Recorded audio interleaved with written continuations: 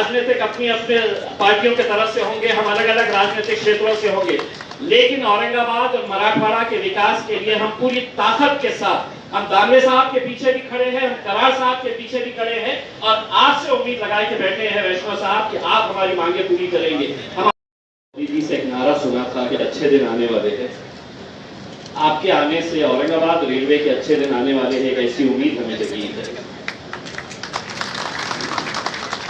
एक बात ये भी कहना चाहते हैं कि बहुत देर से दर पे आग लगी थी, हुजूर आते आते बहुत देर कर दी।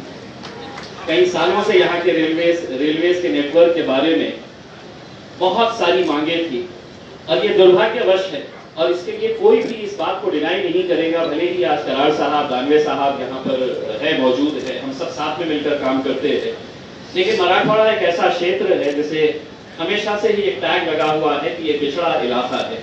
लेकिन अगर आप शक्ति देखेंगे, अगर आप एक इंडस्ट्रियल एरिया का पोटेंशियल अगर यहाँ पर देखेंगे, टूरिज्म के मामले में वैष्णव साहब पूरी दुनिया के अंदर 2 वर्ल्ड हेरिटेज मॉन्यूमेंट्स अगर कहीं पर है तो वो हमारे इस इलाके के अंदर है, अजंता और एलोरा।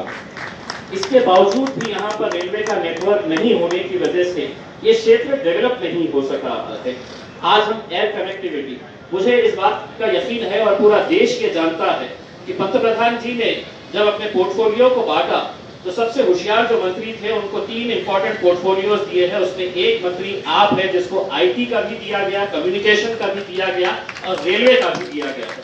हम आपके जरिए हमारे दोनों क्षेत्रों को हम डेवलप करना चाहते हैं। एक तो रेलवे का नेटवर्क यहाँ से डेवलप करना चाहते हैं और दूसरा उसी रेलवे के जरिए हम आईटी क्षेत्र को यहाँ पर बढ़ावा देना चाहते हैं। पुणे और मुंबई से आप देखेंगे तो कई सारी ऐसी ट्रेन है जो 2.5 घंटे के अंदर, अगर वही औरंगाबाद और पुणे जैसे शहर को अगर हम जोड़ते हैं, उत्तर भारत के साथ अगर जोड़ते हैं, तो इसका फायदा जो है वो कितने ऐसे टूरिज्म सेक्टर के ऊपर भी पड़ सकता है। टूरिस्ट आएंगे तो हमारा शहर ग्रो करेगा, इंडस्ट्री आएगी तो शहर ग्रो करेगा।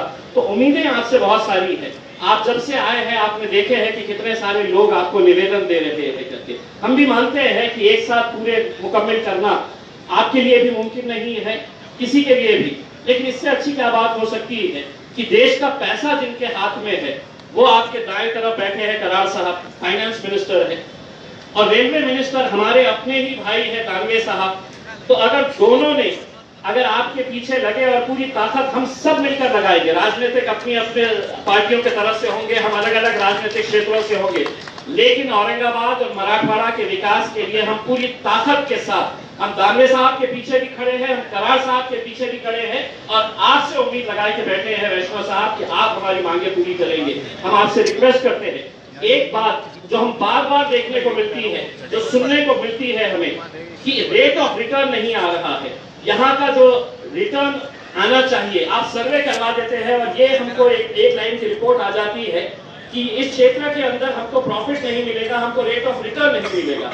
हमारा ये कहना है अगर जब तक इस पिछड़े क्षेत्र को आप आगे नहीं लेकर आएंगे, मेन स्ट्रीम के अंदर नहीं लेकर आएंगे और उसको इस हिसाब से कहेंगे कि नहीं हमको फायदा नहीं मिल रहा है, हमको रेट ऑफ रिटर्न नहीं मिल रहा है, तो हमारा ये कहना है कि आप रेट ऑफ रिटर्न को दरकिनार करते हुए इस क्षेत्र के विकास के लिए आगे बढ़िएगा। हम पूरे लोग जितने भी हैं हम आपसे बड़ी उम्मीद लगाए बैठे हैं और कितनी उम्मीद लगाए बैठे हैं, मैं जितने भी लोग यहाँ पर बैठे हैं भूल जाइए कौन कहाँ से आ रहा है, किस राजनीतिक पार्टी से ताल्लुक रख रहा है। अगर वैष्णव साहब से कुछ चाहते हैं तो जोरदार तालियां बजाइए और अपनी मांग करिएगा।